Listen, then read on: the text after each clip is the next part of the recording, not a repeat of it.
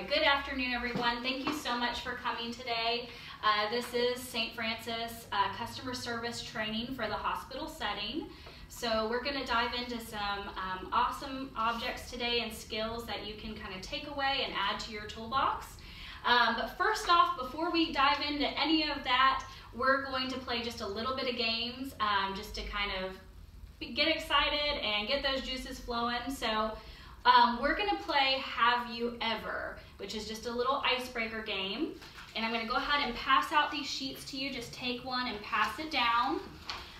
So what you're going to do is around the table, just go ahead and ask a question for your neighbor, and they're going to move on to the next question as well. You guys have played this game before, so I think you'll know exactly what to do. We're going to do this for about 5 minutes, and then we're going to actually jump into our topic today. Okay, so if you guys are ready, I'm going to start my timer, and we are going to get all set. All right, ready? Want me to start, guys? I'll start. Yep. 2, 3, go. Okay. Have you ever eaten an entire pizza by yourself? Yes. Okay. Guess I should put my own name down. Just for, Your turn. You want to go? yeah, Bethany, have you ever gone skydiving? No. Have you ever traveled outside of the country more than once? No, I haven't. Lynette, have you ever ridden an elephant? No. Okay, your turn. Have you ever broken a bone? Yes. Bethany, have you ever had a water gun fight? Yes.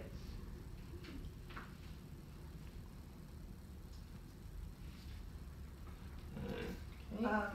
Have you ever been to Disney World? Yes, I have. Yeah. Okay. Let's see here.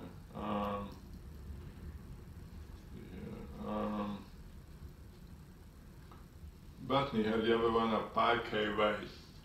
No. It was my turn. It's your turn. Go. Okay, Gary, have you ever ridden an elephant? I have. Ah. Okay. Bethany, have you ever stayed up for more than 24 hours? No. Have you ever skipped school?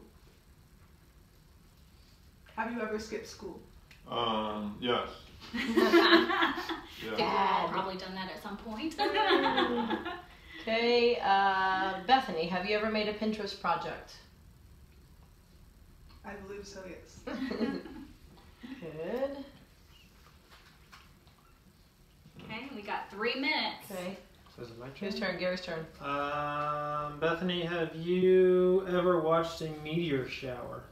No. You haven't. Okay. Lynette, have you ever met someone famous? Boy. Mm. Sure I have, I just don't know. Define I'm going to famous. say no, but I'm sure I have, I just don't remember. I'll say no. Okay, your turn, Chris. Alright. Gary, have you ever stayed up more than 24 hours? Yes. That's a long Yes, I time. have. Not in a long time, but I have. Alright. Okay, Chris, have you ever watched a meteor shower? No. I attempted once. Okay. Nope, you're out. Okay, Whose turn? yours. Okay. Chris, have you ever eaten alligator meat? No, I haven't. Wow, surprise. Surprising. Yeah, I don't Especially think I since have. you're from Florida. Okay. Gary, have you traveled outside of the country more than once? Yes, I have. Alright, let's see here. Bethany, have you ever been in the back of an ambulance? Yes. Okay. Let's see. Gary, have you ever met someone famous? Yes. Who? Kevin Hart. Kevin who? Hart, the little short guys in all the movies. Oh. Yeah, Okay. he's a comedian. He's Cool. funny. Okay. Your turn. Whose turn? Yours. My turn? Chris, have you ever ran a 5K?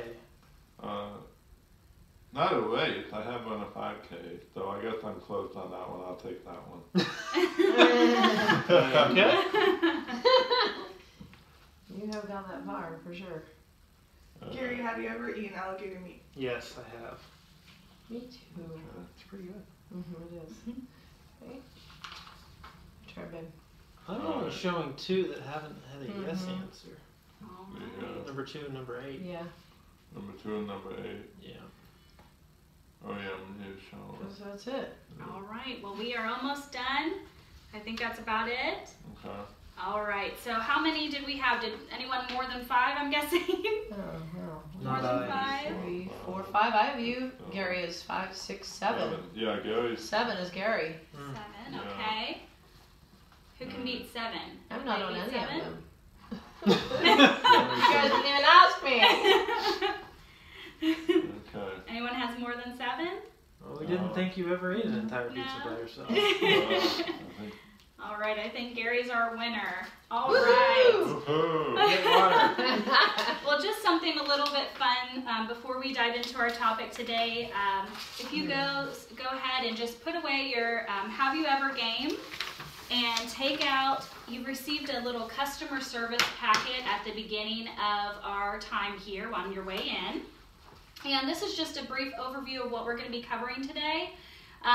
We are going to be going into 4 different topics that are customer service skills that are necessary for the hospital environment. You know, we want to give customers and patients our very best, and we believe in excellence. And so we're going to go over that today. As you can see there are some scheduled events. So this is kind of a breakdown of all of our time together. And our goal for this meeting is that you will demonstrate exemplary customer service techniques that will be the launching pad for any customer service related experience that you guys go into. And we're going to have about 4 training sessions. So be on the lookout for your additional weeks in your email, which will cover the additional service skills. All right. So, my name is Lauren. I've been with St. Francis Health System for almost 3 years now, 3 years this fall, and I've held a few different positions within my department as well as in other departments. So I've gotten a good scope of the different aspects of what customer service is. So I believe that what we're going to be covering today is important, that it will just be wonderful additions to your already full toolboxes of experience. And I just want to hear a little bit from you guys too. Has there ever been a time where you've experienced exemplary customer service, and how has that changed your own personal view on customer service? Anyone? Well, I can think of if I go into some place and have them work on my car and they do a good job in the car, then that reinforces me that, you know, kind of the do unto others as you would have them do Sure. for you kind of mentality. Yeah, definitely. And so that's how I would look at that. And that almost makes you a customer for life too. You know, when you Yeah. experience that good customer service. That's awesome. Okay. Yeah. Yeah, or when a business, if you're not happy with something that a business, like a service that they've given you and they make it right with you, I would always come back to that business. Sure. Because I think that's really important to keep a customer. Yeah. So, Yeah. because that's how I would want to be treated. I would Sure. want it done right the first time, and if it wasn't, then I would rather make it right with the customer so that they do come back for future business. Yeah. Mhm. I think you brought up a good point too. You know, with customer service, we're not always going to hit the mark every time. We want to hit the mark. That's the goal. But there are going to be times where we miss it. Maybe we don't, you know, meet that person, that patient's service, but we want to the next time. So there are 16 techniques that I'm just going to briefly go over with you guys. You can find that on your second page of your packet. And we're going to, like I said, going to dive into these the next 4 weeks. We're going to cover 4 of them today, but I'm just going to briefly go over them of what makes that experience the best every single time. So number 1 is patience. Number 2, attentiveness. 3, clear communication skills. 4, knowledge of the product and procedure. Those 4 are the ones we're going to cover today. And then in the next coming weeks, we have ability to use positive language, which is number 5. Number 6 is acting skills. 7, time management skills, 8, ability to read customers and patients. 9, a calming presence. 10, goal-oriented focus. 11, ability to handle surprises. 12, persuasion skills. 13, tenacity. 14, closing ability. 15, empathy. And 16, willingness to learn. So you guys are here and you're already doing actually number 16, which is willingness to learn. I think leaders are ones who grow, who never stop growing, and that's what we're going to do here today. So like I said, we don't always hit the mark, but that's our goal. We always want to hit the mark, and we want to do it with excellence. So our first topic is going to be patience. Patience in customer service is vital. We're dealing with people who maybe have heard the best news of their life, that maybe they're welcoming life into the world, or they're hearing the worst news of their life. Maybe it's a diagnosis that is unfavorable, or it is something just a little disheartening that they have to change their habits or their lifestyle. And so we have the opportunity to be people who are their go-between. So maybe you guys can tell me, what do you think patience is? What is patience to you? Probably dealing with a variety of different personalities that sometimes rub you the wrong way, which sometimes that's just they have a different personality, and sometimes they're just not very nice. Yeah. But the ability to deal with different kinds of people without losing your cool, I think. Sure. Still being able to give them the service they need without letting them get on your nerves. Okay. That's a very good example. Yep. Yeah, that's What perfect. else? Yeah. Anyone else? Yeah. Patience. What do you think about patience? It's trying to understand their perspective too, Mm-hmm. where they're coming from and how you can, in your job, make their life better Yeah, and make a difference. definitely. Mm-hmm. Yeah, Being Yeah. compassionate to their story, and each one has a different story. that's true. And Each customer. that also each goes on along with empathy client. too, which is one of our customer service skills. Putting yourself in someone else's shoes. Patience, a big thing is that we have to have patience for patients here in our health system. I know that sounds silly, but we do. People are going to come in and they're not always going to be happy, and you won't always be able to make that person happy, but having patience with them, hearing their needs, hearing what's going on in their life can be the big determining factor of whether they're going to come back and give us their business. So we also, like I said, we want to put the needs of the business, but we also want the needs of the patients to be first as well. Okay, so patience is very, very important. Our next item is attentiveness. Okay. And this is something, that we are going to be dealing with whether you are in direct patient contact or not. A lot of us, I know in our roles here, we're on the phone with patients. So attentiveness is going to be extremely important. We want to make sure that we're listening to everything that they're saying, everything that they're bringing up, whether, hey, my doctor said I also need lab work. Well, let me research that for you, Miss Jones. Not just kind of disregarding what they say, okay? Yeah, but isn't that kind of a challenge sometimes? Because you only have like 15 minutes on a call with them, and then we're supposed to kind of deal with everything they have, and then at the same time still, I guess, go above and beyond with what they're looking for. Yeah, it is a challenge. I think that honestly, all of these skills are a challenge, but they take practice. So, they do come within time management, making sure that you're keeping your call under a certain amount of minutes. but also that you're handling everything that they're asking. So, like I said, you know, if they're saying, oh, Miss, you know, I'm calling to get you scheduled for an echocardiogram, but Miss Jones is asking about her lab work. Well, Miss Jones, I don't see your lab work here, but if you follow up with your doctor's office, they should be able to provide you with more information. Because, of course, in our department here, we only schedule those outpatient diagnostic testing.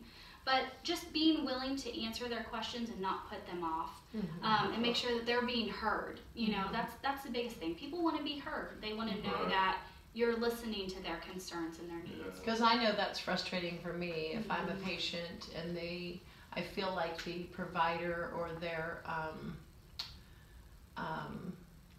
representative is trying to get me off the phone quickly, or you can tell they really don't care about what you're saying.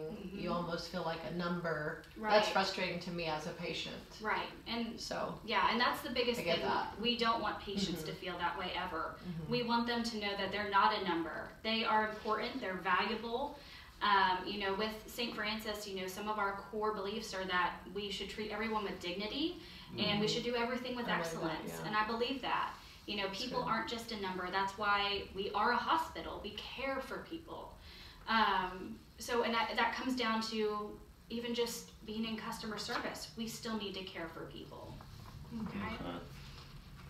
What are some other maybe challenges that you've noticed with attentiveness? Maybe from you guys, is there something that you can foresee with attentiveness that is maybe a challenge or maybe easier to deal with? Maybe zoning into other things that they're not mentioning. Sure. Yep. Like if they mention one thing and that might lead to something else, but they're not exactly mentioning it. That's very good. And you actually picked up on one of our other customer service techniques about reading the customer, reading the patient. That's very important. There can be certain things that they don't mention, but they're hinting around to, and you are almost like an investigator trying to find out what they're actually needing. That's very good. Very true. Yeah. Okay. All right. So moving right along, we do need to have, of course, clear communication skills. And that can be a challenge because what I say and what you say doesn't always mean the exact same thing. Right. Especially with men and women. Men and women communicate very differently. And that's okay. That's a good thing. But we also need to be aware of the terminology we're using, how we're presenting information to a patient, and communicating just that clearly to them about their appointments or what we're scheduling. What are some things that you see as roadblocks with communication? I think using, especially in anything, but hospital terms, they use terms that you don't understand. Sure. So because you use it every single day, it's clear as day to you, but someone has no idea what it is. It's like, what it, for instance, I know what an EKG is, but Joe down the street might not know what an EKG is. Or we schedule an EKG and that's all, and try to want the phone. And they're called in and complain they're not getting an EKG when it's really because it's an echocardiogram. And it should have been obvious to him, but of course, you know. You have to communicate it gently, you know, that no, this is an EKG, this is an echo. You know. Yep, and those are two very, very different exams too. So yes, that's very important. So using acronyms that people don't understand. Exactly. So yeah, we definitely want to make people aware of, like, if their doctor has told them, you know, hey, you're getting an echocardiogram. Well, Mrs. Jones, this is what an echocardiogram is. Explaining that to them so that they have a clear understanding of what we're scheduling, what we're bringing them in for. Also, too, that way we know that they are being scheduled for the correct thing. Well, no, my doctor said I needed a carotid imaging. Well, that's a different exam entirely. So we want to make sure, you know, doctors are not infallible. We're all, you know, prone to mistakes. So it's a good insurance to make sure that we're communicating to our patients clearly. I guess I should pay a little more attention to my medical terminology class. Right, that's okay. No, that's okay. They're very similar, you know, EKGs and echoes, very similar, but echo uses an ultrasound machine, and then an EKG does little electrodes on the heart and on the arms and on the legs. So, but both are looking at the heart and that sinus rhythm. So, that's great. And then number 4 is actually knowledge of the product or procedure. So kind of what we've already talked about. Oh, okay. I think you made a very good point. It's easy to, a lot of people get them confused. They think that an EKG is the same thing as an echo. Yeah. But I think, you know, it's taking the time to utilize the resources that St. Francis has. We have that training manual on our main website for all of St. Francis employees to go through. Okay. If you ever have a question, just access that through our PAW account, and you'll be able to look at any of those exams and get a detailed overview of that. PAW, P-A-W? Yes, PAW. Patient access work. PAW. Yeah. Yeah.